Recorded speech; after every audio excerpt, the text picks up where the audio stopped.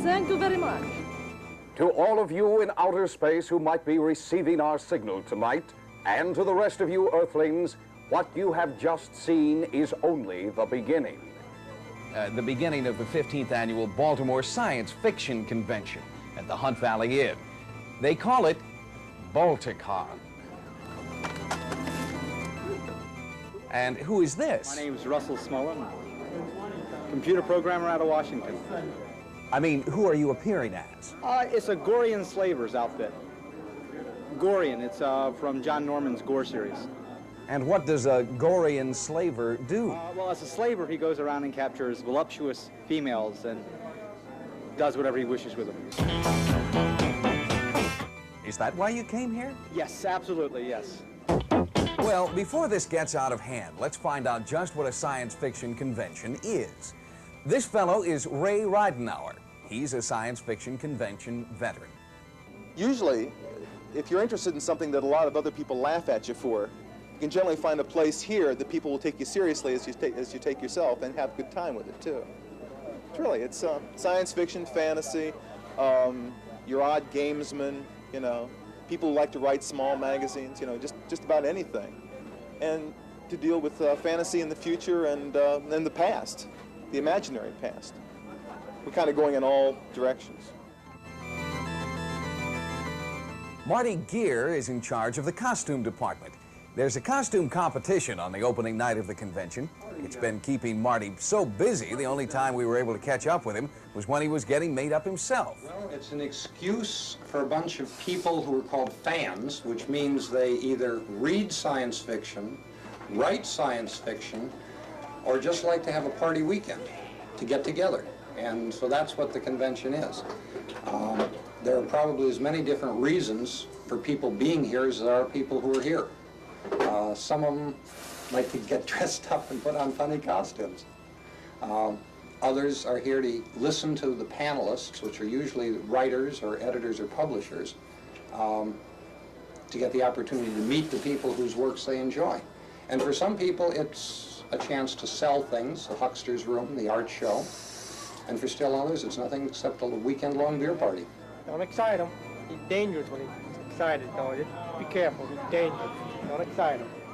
Now, what, may you ask, is the difference between science fiction and fantasy? Science fiction is mainly the extrapolation of known science into what it's going to be like in the future.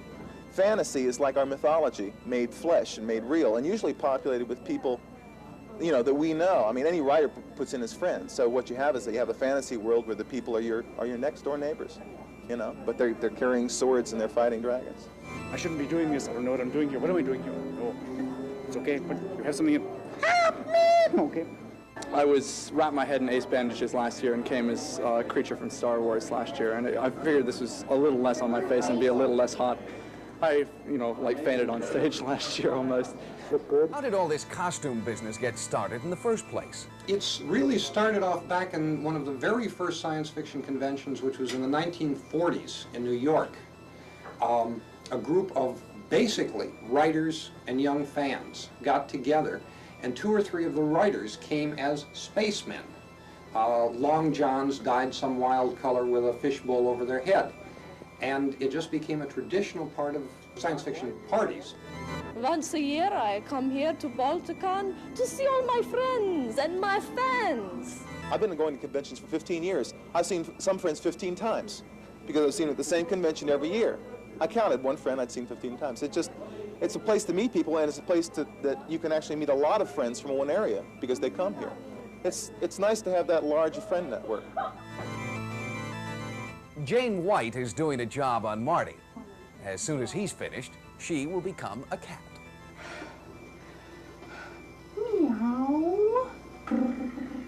I wonder if staying in the same costume for 3 days, as some of these people do at the convention, I wonder if you begin to act like the character you're portraying. I try to stay in character. Yes, when I get into one of my costumes. I don't think I go off the deep end like some people do. I remember a girl some years ago who, when she got into her Vulcan costume and makeup, didn't let down her guard the whole weekend. She hardly talked, smiled, or laughed. And I think that's going a little too far.